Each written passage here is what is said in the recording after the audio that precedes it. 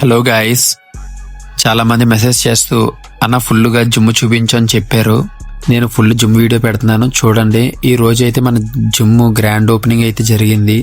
చాలా మంది అయితే వచ్చారు. చాలా హ్యాపీగా అయితే ఉంది నాకు. నేను చాలా మందికి ఇంకా జిమ్ ఓపెనింగ్ గురించి చెప్పలేదు. నేను ఎవరైనా మిస్ చేసి ఉంటే ఏమనుకోవద్దు. జిమ్ అయితే ఎమర్జెన్సీగా ఓపెన్ చేయాల్సి వచ్చింది.